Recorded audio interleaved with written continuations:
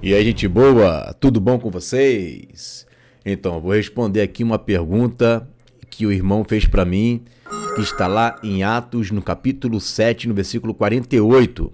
O contexto da pergunta é o seguinte: se Jesus, ele vai estar lá no templo de Ezequiel, como que vai explicar então esse texto de Atos, capítulo 7, versículo 48, que diz: mas o Altíssimo não habita em templos feitos por mãos, como diz o profeta. O céu é o meu trono e a terra o estrado dos meus pés. Que casa me edificareis? Diz o Senhor, o qual é o lugar do meu repouso? Porventura não fez a minha mão todas essas coisas? Amém. Vamos lá, vamos estudar esse texto. Ele está contando aqui a história de Salomão, que edificou uma casa e o Senhor aprovou de até então que fosse feita essa casa. Sendo que você sabe que o povo de Israel, os judeus, eles têm uma sede, uma vontade, uma certa idolatria pelo templo.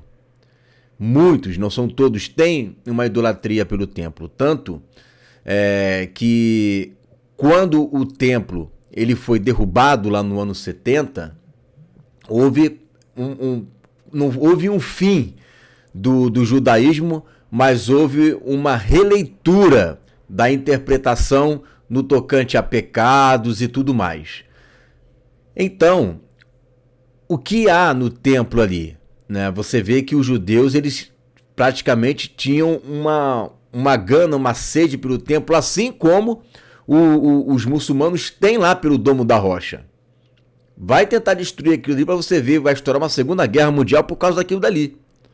Então, assim como eles são pelo Domo da Rocha, os islâmicos, os judeus também eram pelo templo que estava ali. Então, Deus usa os profetas para poder repreender o povo de Israel que estava com dura cerviz, achando que Deus estava ali preso, estava ali acuado única e exclusivamente no templo. Porque o templo também é uma casa. E aí eles estavam achando que aquela casa, que aquele templo, era o único local que Deus se manifestava. Então eles viviam num coração de dura cerviz aqui fora e chegava lá dentro, não, Deus está aqui. Né? Agora vamos ver o contexto e como que Deus ele repreende esse povo, e aí a gente vai, mediante a isso, encontrar a resposta para o colega que fez essa pergunta. Vamos lá. Ó. Mas o Altíssimo não habita em templos feitos por mãos de homem, como diz o profeta. Aí nós vamos ler aqui, ó, 1 Reis 8:27. Olha o que diz aqui, ó. Mas de fato, habitaria Deus na terra? Eis que os céus e até o céu dos céus não te podem conter, quanto menos esta casa que eu edifiquei. Tá vendo aí? 1 Reis 8:27. Aí ele faz a pergunta: poderia Deus habitar na terra?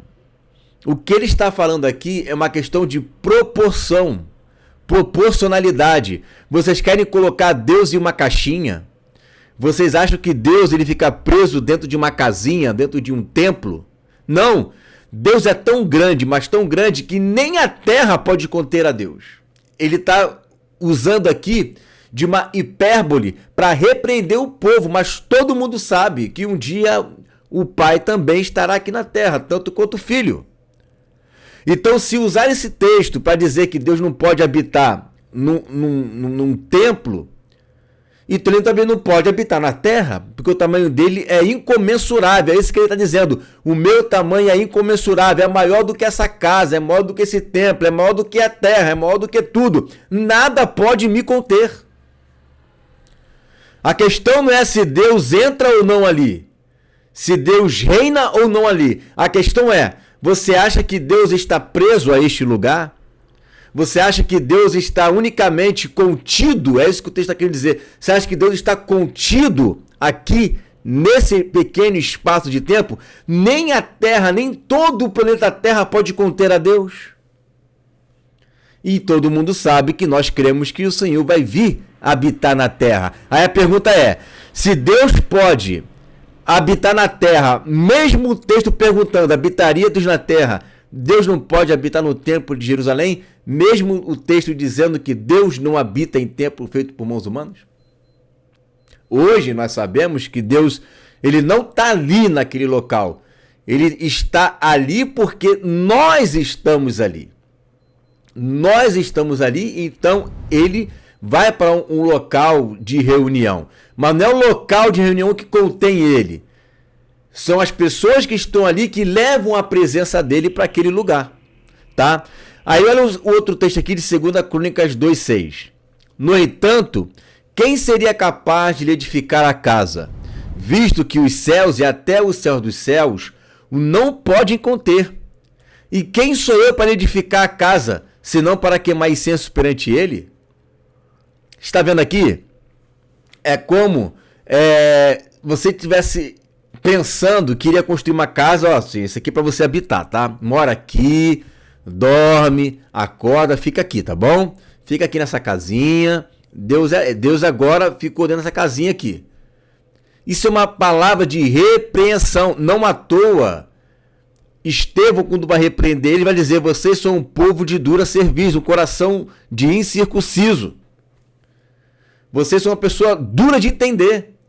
Vocês estão achando que Deus está preso dentro deste local aqui, que ele só se manifesta aqui, que ele só fala aqui, que ele só se apresenta aqui, que ele só usa as pessoas aqui dentro.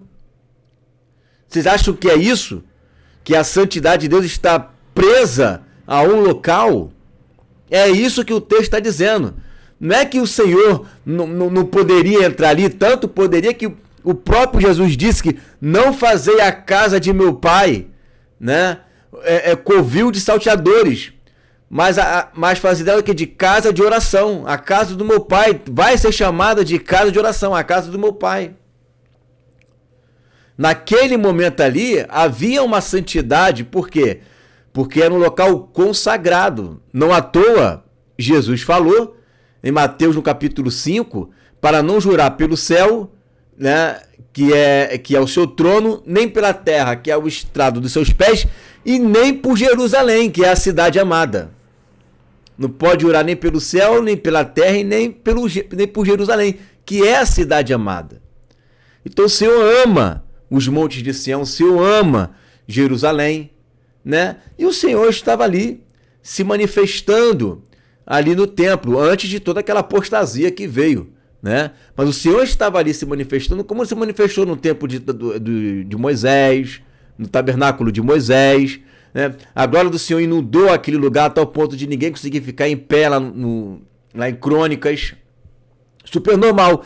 Agora, a questão é, Deus só está aqui, Deus só está aqui, Deus opera aqui. Não, eles estavam jurando pelo templo, jurando, fazendo negociar, tá tudo em nome do templo. E aí levanta-se os profetas e começam a repreender ao povo, dizendo: vocês estão achando que Deus está preso nisso aqui? Vocês estão achando que estão fazendo Deus ficar contido aqui? Olha aqui, está em Atos 17:24, ó. O Deus que fez o mundo e tudo que nele existe, sendo ele Senhor do céu e da terra, não habita em santuários feitos por mãos humanas. Ele não habita, né? Agora, ele não habita em que sentido? Nesse sentido, entendendo a profecia. A profecia vai explicar que sentido é esse. Você vai ter que ler lá nas profecias para você entender o que o profeta está falando. Ele está falando que ele não habita ali e unicamente ali. Não, ele não habita ali, não habita na terra, nem o céu, nada contém ele. A terra é apenas um descanso dos seus pés. É um estrado, né? Aqui está o planeta da terra, ele vem aqui, ó, pá, vou descansar meu pé aqui. A terra é isso.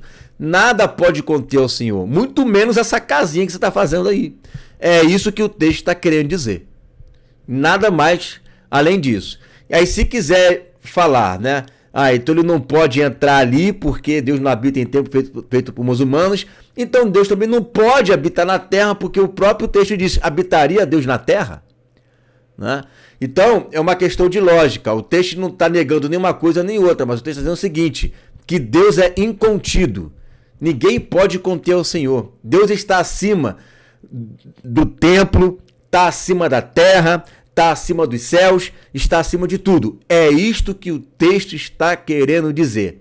Se negar a entrada de um templo, obrigatoriamente, pela própria leitura do texto, vai ter que obrigar também a não compreensão da vinda dele na terra, porque nem a terra pode conter o Senhor. 1 Reis, capítulo 8, versículo 27. E ninguém aqui é doido de dizer que o Messias não vai vir para a terra. Ele vai vir. Mas em questões de poder e glória e imensidão, nem a terra pode conter o Senhor. Muito menos essa casa que foi edificada. Este é o sentido do texto. Certo, gente? É isso aí. Fica essa palavra em nome de Jesus.